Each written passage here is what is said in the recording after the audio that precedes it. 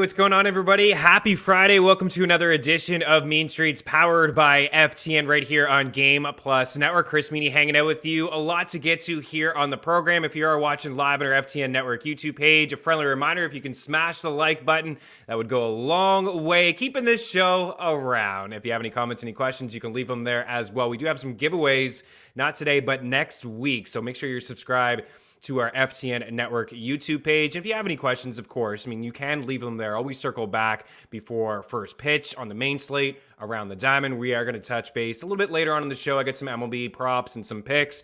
We're going to continue our NFL team previews. Now we are turning our attention to the Super Bowl. Not the Super Bowl champs, the Super Bowl favorites, the Buffalo Bills, right? The Buffalo Bills are Super Bowl favorites, and they have a lot to...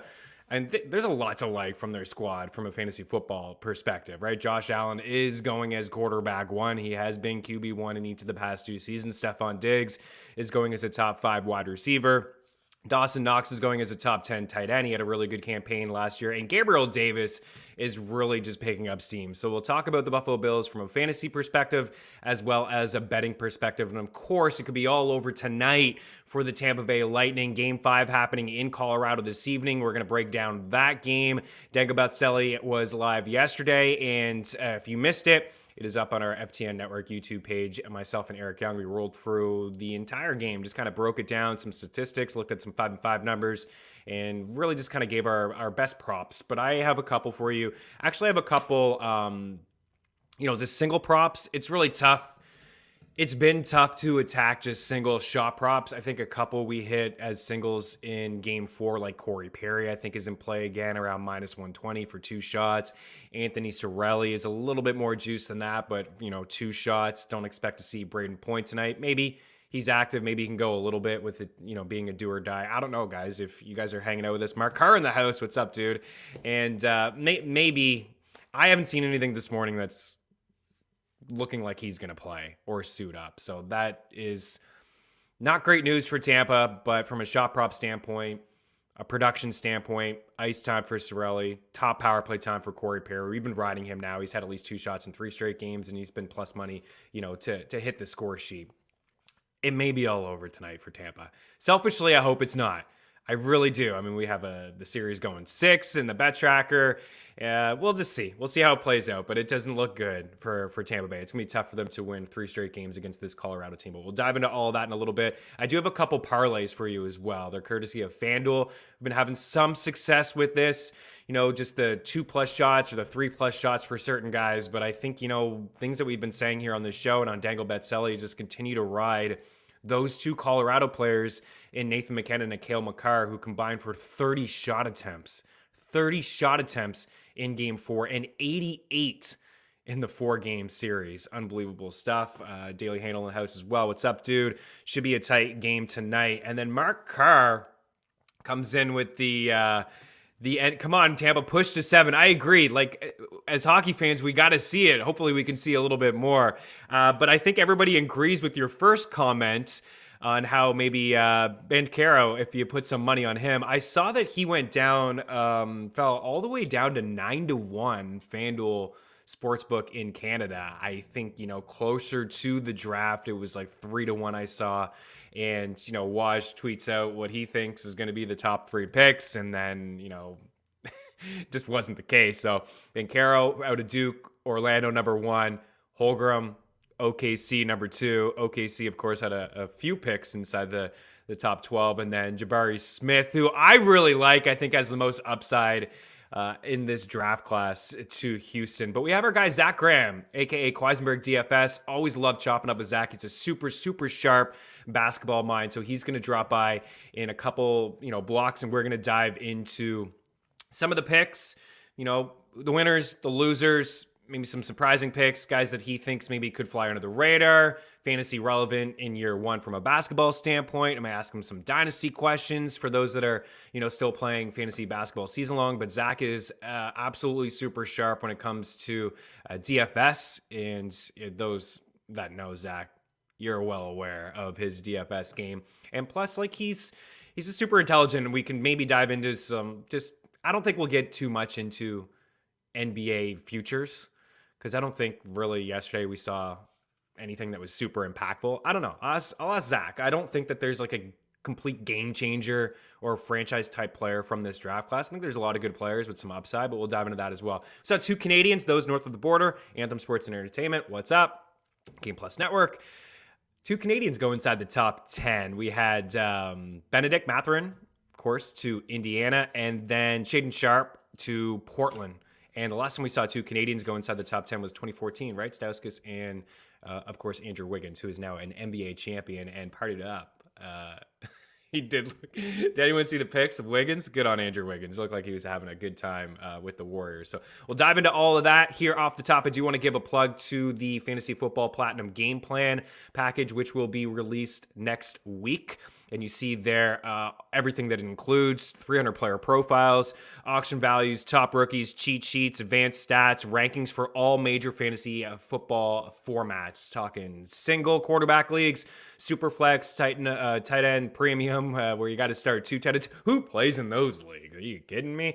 But we take care of you. And Jeff really does take care of you. He's put in a lot of work. I've seen a sneak peek of this. It is absolutely fantastic. It is so darn awesome. And then, a shout out to our guy, George, who's been, getting it all together, and look for it early next week. My rankings are up on the website. We got best ball rankings up on the website. A lot of articles, a lot of content already. Risers, fallers, breakouts, sleepers, fades, high stakes stuff. It's all there over at ftnfantasy.com, and it's going to continue to come out over at ftnfantasy.com. We'll be with you throughout the entire season. Of course, Jeff has weekly rankings. He was the number 1 ranker last year over at Fantasy Pros, and we will just have all kinds of content throughout the season. Projections, tools, start and sit stuff, split tools. We've got a lot. We got like 40 plus advanced stats tools over at ftnfantasy.com. You can get lost for days. I was actually looking at it last weekend and I was just like, man, like it's just so much cool info.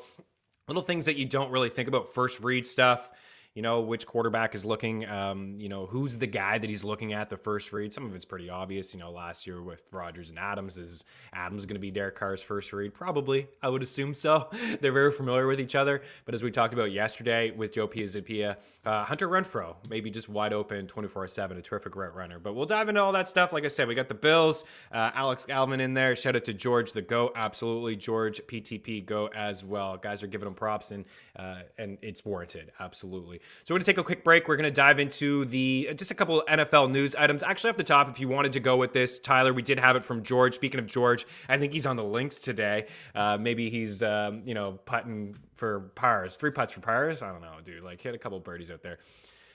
What do we got? We got Liv, right? Yeah. I mean, we mentioned this the other day.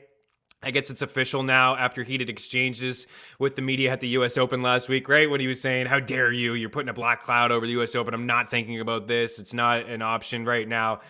Yada, yada, lies, lies, lies. Brooks Koepka officially announced his signing with the controversial Live Tour, is how George put it. And I think that's probably fair. But is anybody really... Hey, George in the house, what's up? Anybody really upset that Brooks Koepka has gone to the Live Tour? I mean...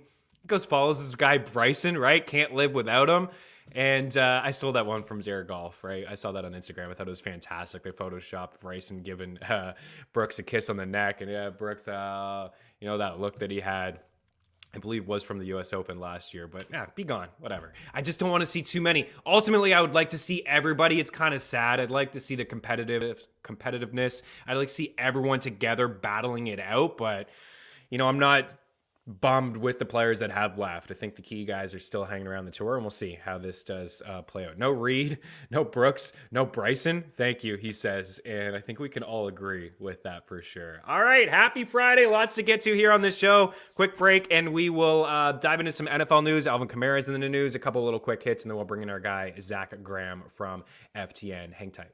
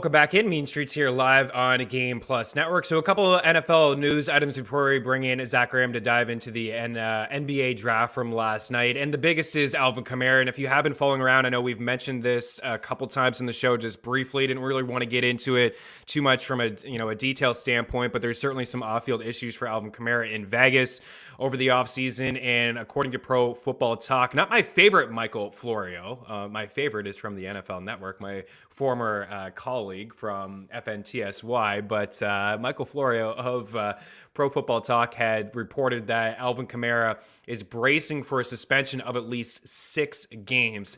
Selfishly, been trying to trade this guy in dynasty leagues over the past couple months, but nobody is buying it. Alvin Kamara is a complete fade for me in season long because of this stuff. Same sort of deal with DeAndre Hopkins. Like, he's going to miss the first few games of the season because of PED usage. I just don't want to be wrapped up in these guys. Like, who knows, right? Miss some time, come back. Maybe, an injury happens. I don't want to get into too much of this, but it does sound like Alvin Kamara is not going to be around for the Saints. So what does that mean from a basketball standpoint for you? Are you interested in Mark Ingram?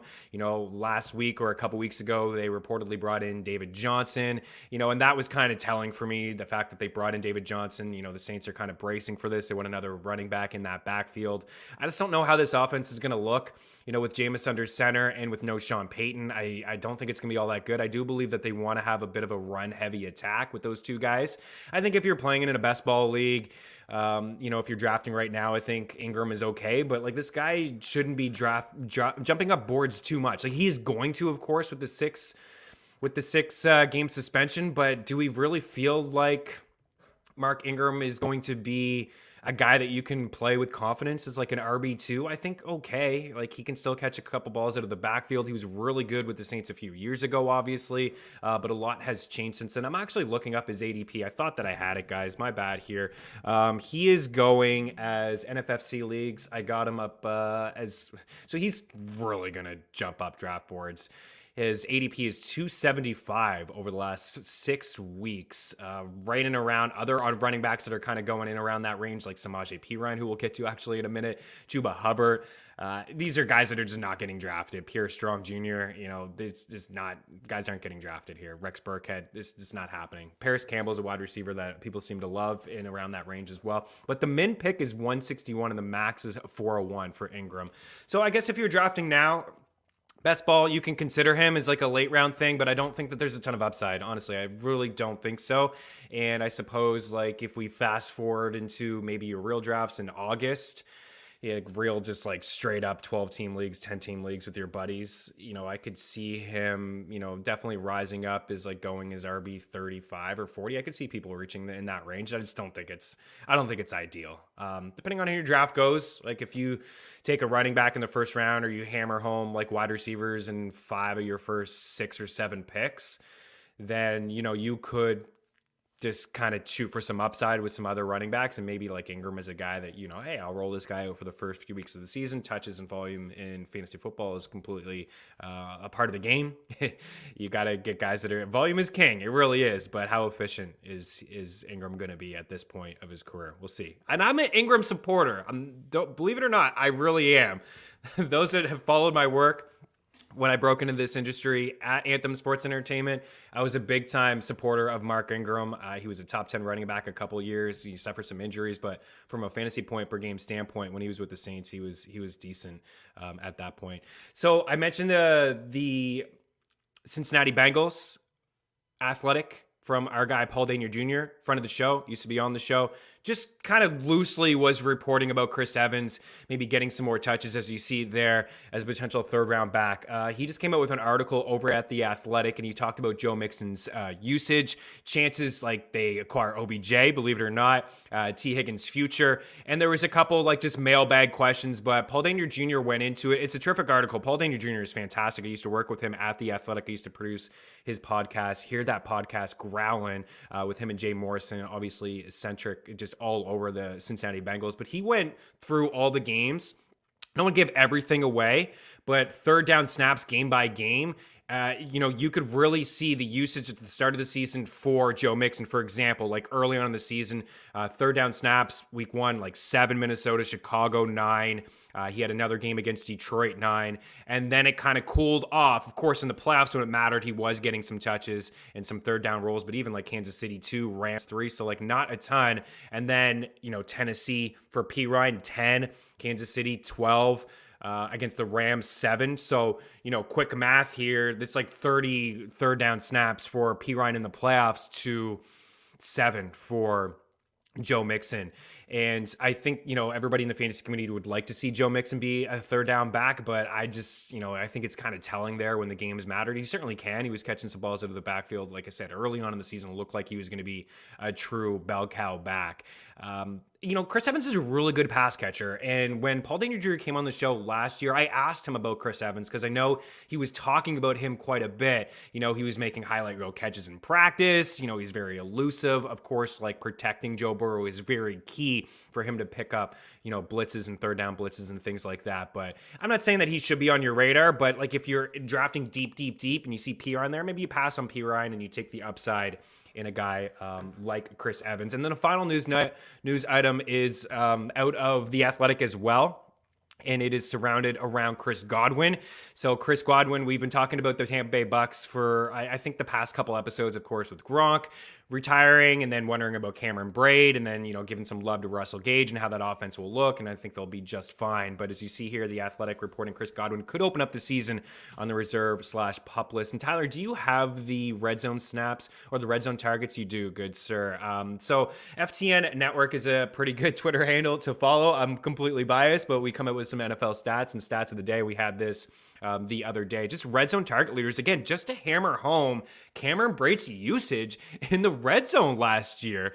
Chris Godwin, of course, led the Bucks. Mike Evans is right there, but Cameron Braid had more red zone targets than Rob Gronkowski. Maybe a late round pick again. Mark Carr saying last round pick. Absolutely. Best ball, formats, underdog.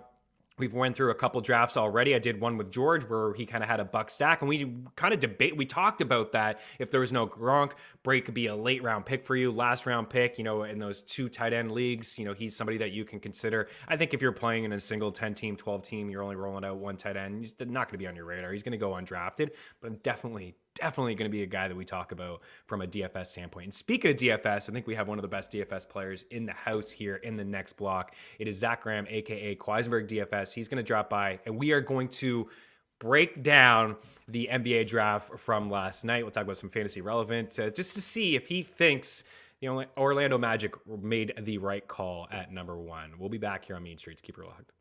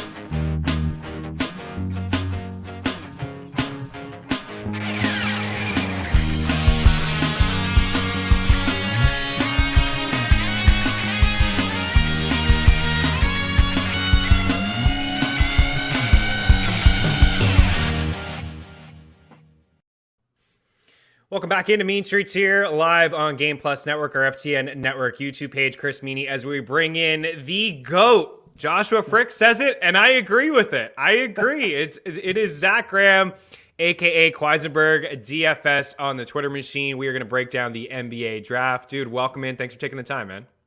Thanks for having me, as always, Chris. It's been I think we talked before the first round of the playoffs, so yes. A lot of stuff has happened in the association since then, and obviously last night was a big night as always. Yeah, how surprised were you that the Warriors? Can we talk about that for a second? Mm-hmm. I mean, it's pretty impressive. 4 championships in the last 8 years. Been in the finals 6 times in the last 8 years. You know, they went through some adversity a couple years ago with some injuries and Clay rehabbing and Curry, coming back from an injury, and just. I said it to a buddy of mine when he's just like a big NBA fan, and he's just like telling his kids, he's a little bit older, and he's just like, man, I was there through the Bulls years. And then, I saw like your Spurs obviously, had so many significant runs as well. He's just like, I can't wait to tell my kids about how great this Warriors team is. And like, they're favored again to win the championship. I mean, talk to me a little bit about that run. I mean, I think a lot of people, myself included, kind of shied away from cheering for this team when Kevin Durant went there from Oklahoma City. And then once he left and went to Brooklyn, and then obviously they had the tough years, 2 years really, where kind of Draymond was the only one that really stayed healthy through that stretch. But the fact that they made great picks, it's not hard to pick James Wiseman at number 2. But then getting Jonathan Kuminga and Moses Moody and trading for Andrew Wiggins, it's fun for me as somebody who, when I was coaching college, one of my favorite things was recruiting and building a roster. Watching Bob Myers build this roster back up to what it is now, it's a joy to watch. And I think as a basketball fan, even if you're maybe not the biggest Steph Curry fan, I have a couple LeBron fans in my life who really, I think they're worried about people comparing the two legacies, but it's so fun to watch this team. And also, man, credit Boston, because they're not going anywhere. Sure. That team is super young, and it was just a great finals, in my opinion. It was. I always say too, learn how to lose before you learn how to win. And, a young team, young coaching staff. And I felt like the experience was definitely there, like later on in the series. I went into the fourth quarter when we did have some tight games. I know there was a lot of blowouts through the NBA playoffs. It just felt like there was some like the unforced turnovers, and Marcus Smart sometimes with the text is getting fired up, and just like cool, calm, collected Warriors, right? Apart from Draymond, I was always over the top, but everybody else, I mean, and also I'm a LeBron fan, and how could you not have the respect for Steph? I mean, it is, he finally gets his MVP, and he overtook, Game 4 was pivotal, and he had a big play in just a huge Game 4. I thought it was fantastic. But before we wrap up from the Warriors, you're right. I mean, I think it left a bit of a sour taste in the mouth of many basketball fans when KD went over there. But ultimately, like, you see so many teams trying to create super teams through free agencies and trades, and the Warriors just drafted so well, right? What could you say? I mean, Draymond and Clay and Curry, and then you mentioned some other players in there that they drafted as well. So good stuff in there. Let's talk about this draft. And we have the board here of the top 15. I just want to start up at the top with those 3 picks. I saw that Waj tweeted out what he thought was going to be his 3. And then here north of the border, I saw FanDuel Sportsbook. Banchero actually went up to like 9-1 to be the first overall pick. I think it was like minus 1,000 before the tweet. Wild stuff. And then Chet Holmgren there at number 2. OKC obviously busy. You see them on the board here 3 times. And then Jabari Smith. Let's just talk about those 3. Is it how you thought it would play out? Do you feel like Orlando made the right choice? Like, what do you think? So I guess first of all, I'll say shout out to the folks on the Gambling, the DFS Twitter yesterday, who were just hammering the Banchero. And I thought it was going to be Jabari Smith. I've thought that for a few weeks. I thought all signs, the odds certainly pointed to that. You mentioned Woj coming out yesterday morning saying, well, the top 3's kind of set, and then it turns out to not be the case. But I actually thought they still, it's tough to say with any of these top 3 guys that any team screwed it up. But to me, Chet Holmgren was the guy in this draft. And we'll talk about Oklahoma City in a second, but I don't envy the position that the Magic were in here, because over the last few years, they've had, so many lottery picks, maybe more than anybody else in the league. And their roster is chock full of this talent that is really unrealized at this point. almost at every position. So I don't think they could really go wrong, but me personally, I thought Chet is the player with the highest upside on both ends. Both, the long-term upside I think is there. I'm not super worried about him physically, where a lot of people, you see this hunched over, long and lanky, and let's just be honest, long and lanky white guy.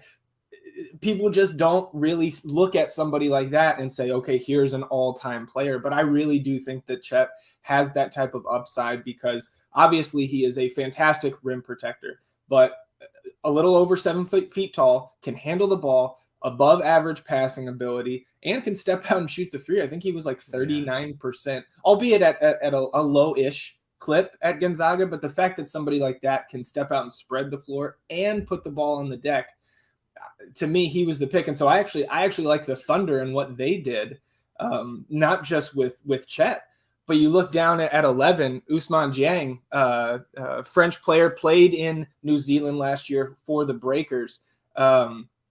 I actually had him mocked to my Spurs at 9, and I had Jeremy Sohan, who my Spurs ended up taking, going to OKC. So whenever Sam Presti likes somebody that my team got, or vice versa, I feel pretty good about it. So adding Dieng with Chet Holmgren there, kind of the 4-5 combo. I don't know if you've seen any Dieng, but this guy can guard 1 through 4. The second half of his season out there in Australia was much more efficient on the offensive end, and 6'10", legit 6'10". So I think with those two guys, OKC was one of my big winners. And then maybe the losers up there in Oklahoma City are the media members, because you see Jalen Williams there at 12.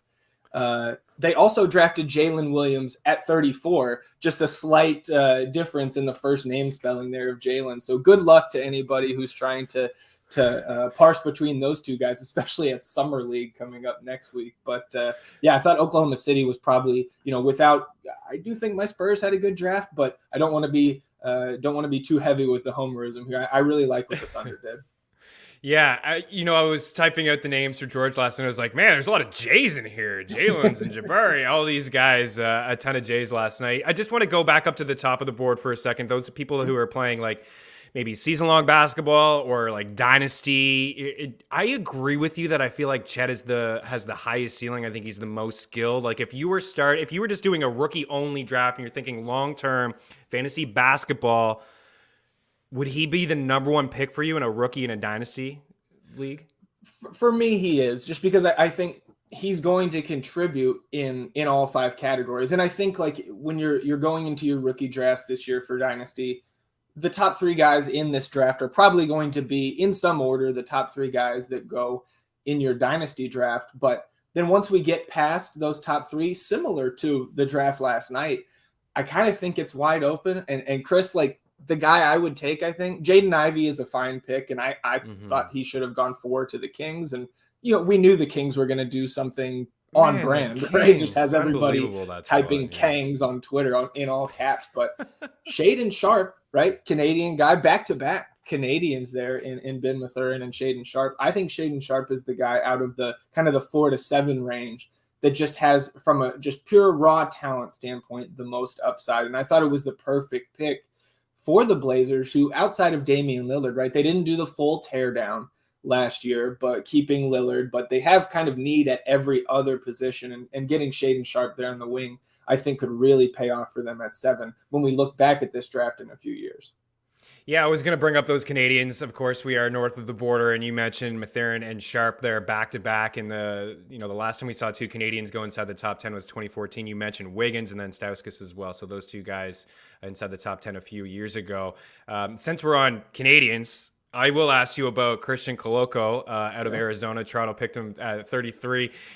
They don't have a ton of bigs. There's some people who say that, they maybe – a lengthy center doesn't really kind of fit into what Nick Nurse does defensively. But, man, I think it's exactly what they needed, some length.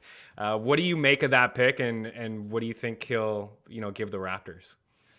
I actually thought Koloko could have been a first-round pick, so I think they got some good value there. And it gives – I always preach it, man. Trust in Masai. Masai Ujiri is one of my favorite executives in the league, and for him to get that size and that length to bolster the front court depth, it gives him a little bit of for lack of a better term, right, house money to play with in free agencies coming up a week from today. And I think Toronto could be active in the trade market. We've heard rumors about not only Pascal Siakam, who I think could fetch clearly another all-star and maybe then some because he's still very young. And OG Anunoby was in trade rumors yesterday. So I think Precious Achiuwa now is very expendable because you have Koloko there. So I think that's a team to watch to be sure going into free agency next week. And then, that really plays out over about a 2-week period. And I mean, I think we were here last year, Chris, talking about how the Raptors were going into this rebuild mode, and it lasted 3 months. You get Scotty Barnes in there, and all of a sudden this team is contending for a playoff spot and all that. So I think the future is bright for Toronto for sure. And Koloko is going to be a part of that. Yeah, Daily Handle's saying the issue with Koloko is very one-dimensional, though limited offensively. But I mean, the development that the Raptors have shown, I mean, I don't think anybody thought Scotty Barnes is really going to have the season that he had too. I mean, that kind of just came a little bit out of left field. So the Knicks, I wanted to talk a little bit about the Knicks with you because, Kemba Walker, the trade, and then they move out of that spot, was 11, and they get 3 firsts. And now there's reports. It does look like the writing is kind of on the wall that Brunson is going to go there. I mean, they just hired his dad as an assistant coach. I want to just get your thoughts on the direction of this squad. What do you think they'll do in free agency? And man, we really did see at times when Luka was out of the lineup, man, Brunson, I mean, I know you talked about it a lot in DFS. He had a really good opening round against Utah. Is he... where would you? I know I don't want to put you on the spot and rank this guy, but do you think he could be a true starting point guard, an actual? I don't want to say top tier stud, but definitely serviceable for the. I don't know. I'll let you go. What do you think? Serviceable, sure. Top tier, no. He's gonna get overpaid a little bit, right? Absolutely. And I think for you with your Mavs fandom, I think you shouldn't be happy to see Jalen Brunson leave because he's an important piece and a good piece, I think, for any franchise, but he's just going to command a salary that I don't think Dallas, certainly when you're building around Luka, who needs the ball in his hands. I don't think that he is somebody that the Mavs should really invest in long term, and I don't think it's the Knicks really knocking it out of the park if that's who they're maneuvering for here. Certainly better than what they had last year with Kemba Walker and obviously D Rose. Still very serviceable off the bench, right, when he can stay healthy. So I think it's fine. I know Knicks fans want them to go after Kyrie. I have a very similar that's fine type of reaction to that too, just because Kyrie Irving has really been, in my opinion, been kind of coasting off that shot he hit back in 2017 or whatever it was in the finals, which is one of the most important shots in NBA history. But what has he done for these franchises, Boston and Brooklyn, since then? It's not much.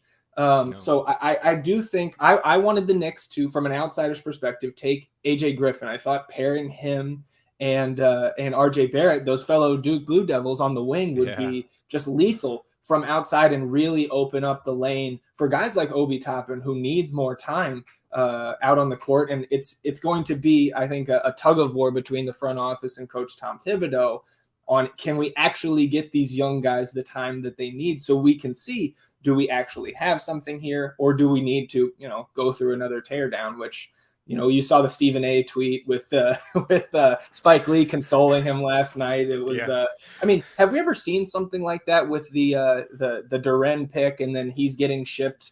Woj says he's going to Detroit, and Sham says he's going to Charlotte. And I saw Jake, somebody else. I apologize for not remembering this writer's name, but he was like, "I'm going to bed." I'm sure he's going somewhere. So that was one of the most wildest points of the draft when that odd 3-way trade was going down.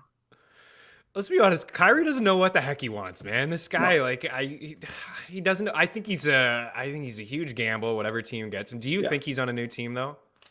I do. I think there's where there's smoke, there's fire, right? And that's cliche to say, but kind of all signs have been pointing towards this falling apart over the last month or two. And I mean, again, like you said, Kyrie doesn't know what he wants. 3-4 months ago, he was saying that him and KD were like best friends in a past life, so that's why this works here. And like now it all falls apart. You talked about super teams earlier. It doesn't seem like that is really the way to go anymore in the NBA, or at the very least over a long period of time, right? Even the KD Warriors fell apart over 3 seasons. Like it doesn't seem like teams like this work out much longer than that. He definitely, man, he had something good, I think, in Cleveland with LeBron. I mean, eventually LeBron, maybe he doesn't leave, or he was going to leave and he's going to leave Kyrie. And I think that was reported at the time. And Kyrie's like, no, he's going to leave anyways. So, I'm going to go to my own team. But man, they had something special. I wanted to see another go. Cleveland and Golden State there. Let's bring up this board one more time before we get you out of here. So we talked about, just from a dynasty standpoint and the top of the board. If you can bring this up, Tyler, just 15. Is there another guy that's maybe underrated here that you feel like, hey, maybe people should have in the dynasty, on their dynasty draft list or, keeper league, or just like somebody you think, man, this is a guy that I feel like we'll be talking about in DFS. Opportunity is huge in DFS, and you don't see a ton of rookies really ball out right off the hop. But man, I like Abaji in there, Cleveland too. It's just, I'm a Jayhawks guy, so I just like that guy. But is there anybody on this list that you didn't touch on that maybe you would like to? Is this like an underrated sleeper type dude?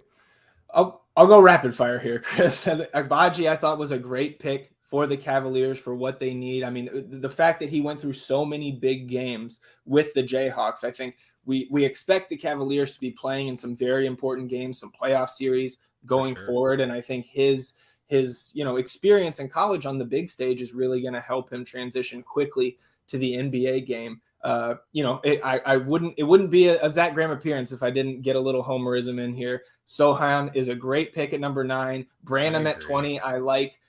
Not a huge fan of Wesley at 25, but I'll trust in the front office there. The Spurs do a pretty good job drafting over the last few years. And then I'll say maybe not Dyson Daniels at 8. It didn't really blow my socks off, but David Griffin with the Pelicans over the last 6 months has been working magic. And I thought they got one of the best values in the draft down at what I thought was, I think, the 41st pick with EJ Liddell. What they did in the draft, combined with what they did at the trade deadline, bringing in CJ McCollum and Larry Nance and all those pieces that they did, I like the Pelicans going forward. And then I'll also give Dallas some credit there. Jaden Hardy at 37 is perfect. I think they need some scoring off the bench, and I think he's going to provide it to him. He slipped way too far, and props to Dallas for going out and getting him at 37. I was going to bring him up. I didn't want to be complete homer, but you did it for me anyway. Let's do it. I absolutely love it. We gave Pelicans. I don't feel like the Pelicans are a championship squad, but if you're looking at like a sprinkle, I saw they were 40-1. Like just such an intriguing team, right? Obviously Zion has a lot to do with that. We'll see what happens in the future. But dude, I love getting together with you. I always feel like I just learned so much listening to you talk basketball. So let's do it again. Maybe, when free agency kind of, unravels and, certain players jump around, maybe we'll touch on some NBA futures. Quaisberg DFS, an absolute amazing follow. Knows his basketball stuff. Thank you so much, dude. We're going to switch gears and we're going to talk about Game 5 tonight on the ice. Got some props and some picks. Keep her locked.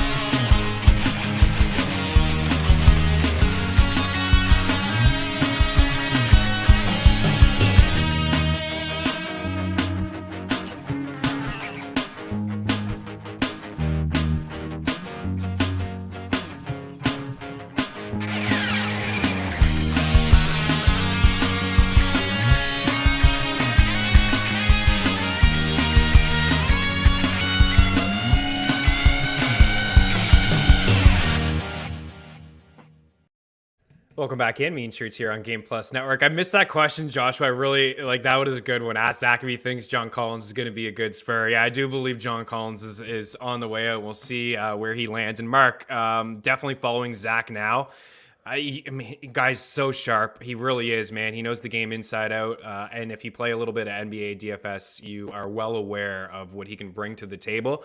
A couple years ago, he came on this show and he called the Bucks to win the championship when nobody else was really calling the Bucks. Nobody was calling them. Now, I will say he had the Clippers, and he'll tell you that straight up. He had the Clippers in the finals as well, but he called the Bucks, and everyone was like, nah, Giannis.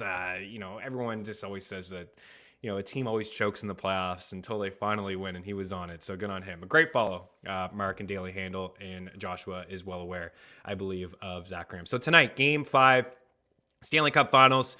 I do believe it's all over tonight for Tampa. Again, what I said off the top, selfishly would love to see this go 6 or 7 games. It's going to be a fantastic game the way that it finished. There was a little bit of controversy in there. Tampa's going to really bring it, but the way that Colorado has played on home ice, I think, a goal in the first 10 minutes is absolutely in play. The Avs scored 2 in Game 1 in the first 10 minutes. They did the same thing in Game 2 as well. It's really tough to get behind this number, minus 190, but if you want to chuck in Colorado, maybe the over 6, I do believe the over will hit. It's hit in every single game but one. We didn't get there in the last game, but there were several posts. It felt like it was just honestly a bit of a bad beat. I am on Colorado, but there's some value here with some props, and I got a lot of props here for you, just because it could be the last time we could talk NHL. I don't want it to be, but this could be the last NHL game of the season, so I'm just coming at you guys with a bunch of props. Let's start here, Tyler, with this single board. Cale Makar is juiced up, but maybe, parlay him in there with a couple baseball props. FanDuel maybe plus 3 shots for Cale Makar. These two guys alone, right? 30 shot attempts in the last game between them. They have 88 shot attempts in the 4 games. Makar is playing more than anybody. He's generating so much offense. And even in Game 1 where he had no shots, he had 9 shot attempts. So these are the guys up at the top. Victor Hedman, same sort of deal, right? He's been clearing consistently in the playoffs, and in this series, he's looked really good. I thought his best game in the series was in Game 4. He's trying to generate a little bit more offense from the back end with no Braden Point. So I like the over 2.5, and you get it at a decent price too. I don't know why Hedman is not, juiced up here. Valeri Nichushkin for a point, Mikko Rantanen for an assist. He's up to like 20 some odd assists here in the playoffs. He's got an assist in every game here in this series, and I believe he's got 8 helpers already. So I'm in on him. And then Andre Palat has been pretty consistent from a point standpoint. He has hit the score sheet in, I believe, 14 of his last 18 or 19 games. So he's been right there as well. It's tough to get behind the single props, especially for the shot props. It really is. I think if you're looking for some value, I expect there to be some goals. You got Rantanen there for an assist. Maybe you can get McKinnon for an assist. Gabriel Landeskog is plus money for an assist. Nichushkin is plus money for an assist. I would look that way. I think Hedman and Kucherov could also get on the score sheet when it comes to assists. And then I got a couple others. Why not throw it at you guys? Like Anthony Cirelli, 1.5 shots. He's had at least 2 shots in 9 of 11. Corey Perry played 17 minutes the other night in Game 3. Was the most ice time that he's received in the playoffs. He's cleared 1.5 shots in 3 straight games. He gets some power play time as well. He had 3, 4, and 2 in his last 3 games. These guys, are decent single bets for props, but I got some parlays here, and 2 of them are from FanDuel. Tyler, if you want to chuck this up. So you see on the left, this is plus 312. This is just 2+ shots. You see they're so juiced, right? Kucherov minus 520, Nichushkin minus 520, but Nichushkin was really dominant on home ice in the first couple games. I know he burned us guys in that third game. I still thought it was the right play. The shot attempts were there, and then he had the 2 shots in the first period early, right? When you needed one more from Game 3, he got it, early in Game 4. But you see there's Cirelli, Perry, Nichushkin, and then Kucherov. All of these guys have 2+ shots, pays 3-1. And then the right one here, again, FanDuel, Cale Makar, Nathan McKinnon, Victor Hedman. Those are my guys. The shot attempts have been there for these 3 guys consistently in the first 4 games of the Stanley Cup Finals. Look how juiced they are, especially McKinnon, 3+ shots. But that pays out plus 190. If you're looking to get a little crazier, you can go Makar, McKinnon, and Hedman, maybe 4+ shots. I put that like 0.25 units, but that's where I'm at. Those are my players here tonight. Enjoy the hockey, and I hope that we're talking about Game 7, I guess, when we return on Monday, but I don't know. And if you do feel like the Bolts are going to come back, I believe they're 8-1 to win the Cup. Vasilevsky's like 20-1 to win the Conn Smythe. So if you do feel strong about Tampa and you don't want to count out the two-time defending Stanley Cup champs, maybe a little sprinkle on Vasilevsky to win Conn Smythe as opposed to Tampa to win the Stanley Cup. Just more worth your buck there. Okay, we got Buffalo Bills talk in here to round out Mean Streets. Don't go anywhere.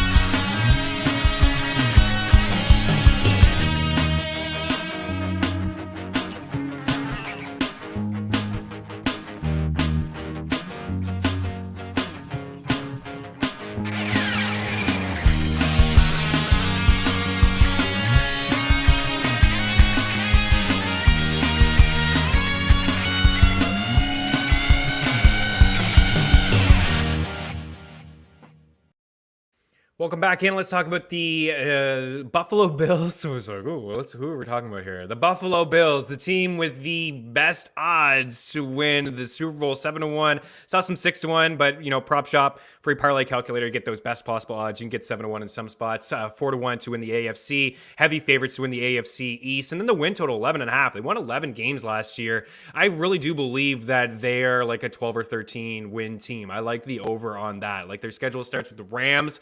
That's a tough one, right? In LA, opening to start off the new season. Thursday Night Football. I will give the benefit of the doubt to the Rams to win that game, but I don't think anybody would be shocked if the Bills won. They'll probably be like plus money. I think it would probably be like a sneaky little bet for them to get that W in a dome week 1. But after that, it kind of opens up like Tennessee week 2, W, Miami, I think W. Baltimore could be a tough one. I'll give them the win there. So we're at 3. Pittsburgh win 4. Going to Kansas City, October 16th. Shout out the birthday. Wow, maybe I'll watch that one, in Kansas City. Psych. I give them a loss there. Let's give them a loss, even though I do like their squad. I think they can go back and, kind of rebound there. But we'll give them a loss. I got them at 1, 2, 3, 4 wins here. Green Bay out of the bye. That's a W5. Jets win 6. Minnesota win 7. Cleveland win 8. Detroit win 9. New England win 10. Jets win 11. Miami. Maybe we can give Miami. Maybe we'll give them benefit of the doubt that Miami wins one of those 2 games against them. We're still at 11. And then Bears in Chicago. There's 12. In Cincinnati, maybe we say the Bengals win that one. And then they wrap up against the Pats at home. There's another W, right? I think they're a 12 or 13 win team. The AFC is really, really tough. There's a lot of really good teams in there. I mean, I'm not breaking any news, right? I think there's more value if you're looking for a Super Bowl bet to pick a team like the Rams or the Bucks because they just have such a clearer path. But the key for Buffalo, you're going to have maybe for them to have that home field advantage instead of going into Kansas City for that AFC Championship game. Maybe they're just playing at home in Buffalo. Is a very tough place to play, cold weather, and I think Josh Allen has definitely made some strides, right? He's made some improvements as we can switch in. Let's keep keep talking about the Bills here, Tyler, and go to their fantasy, outlook here for some of their players, and we'll wrap up maybe with the MLB prop or two. So, Josh Allen, quarterback 1 each of the last 2 seasons, ADP of 25. It's not in my nature to draft a quarterback that early. I don't think he's going to be a bust. I think he's going to be great. I just don't feel like that's just not my strategy. I don't like to take a quarterback. If it's a single quarterback league, I just don't like to do it that early. You're playing best ball. You want to have Allen. You want to pair him up with Diggs. You want to get Gabriel Davis in there. Jamison Crowder, a new addition to the squad. You can do that. You can get Crowder pretty late. He's basically free right now. I know he doesn't have a great track record in terms of health, but when he's healthy, he's very productive. I think he's better than Cole Beasley. I think he can get into the slot and rack up a few catches. I think he's a decent late round pick. I'll say that. I'm not into Singletary. I'm not into James Cook. They drafted Cook. I don't think Singletary's all that great of a pass catcher. We just know that Josh Allen does like to call his own number inside the red zone. He's very productive. I would like to see the Bills maybe drop back from having him have so many design runs, but I just think it's in his nature. Eventually, he's going to have to cool it, right? Just a little bit. He shouldn't be running around. He's got to protect himself. But ultimately, the Bills tried to get J.D. McKissick. It looked like they were going to get him, and they couldn't get him, and then they drafted James Cook. So it's just really tough to get behind drafting a running back. I think Singletary's okay to have a share or two. Again, best ball, you can make a case for a lot of players, but in your redraft leagues, I think with your buddies, 12 teams, I'm just not really interested. It's tough to kind of gauge. I think Diggs is a top 5 wideout. I'm still kind of back and forth if I would rather him than Jamar Chase. Like Cooper Kupp for sure for me, Justin Jefferson. And then I'm thinking, there's going to be more volume for Diggs. He's going to get more targets.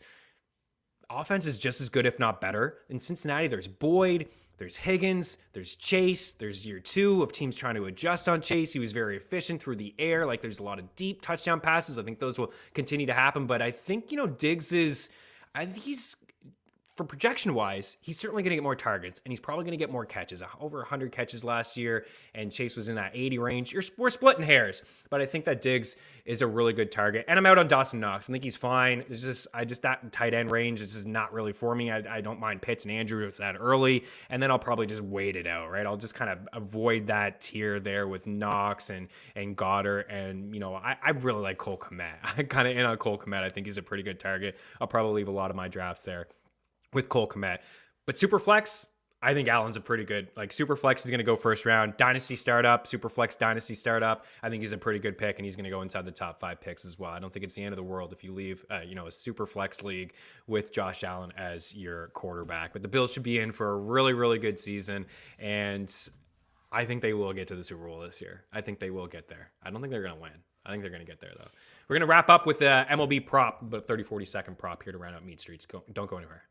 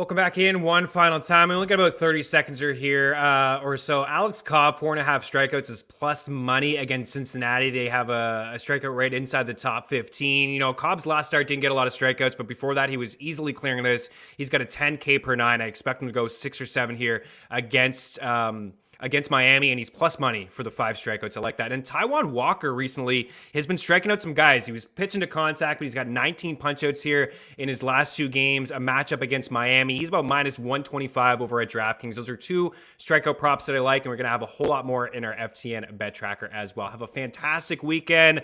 Go Bolts? I don't know. We'll talk to you on Monday. Cheers.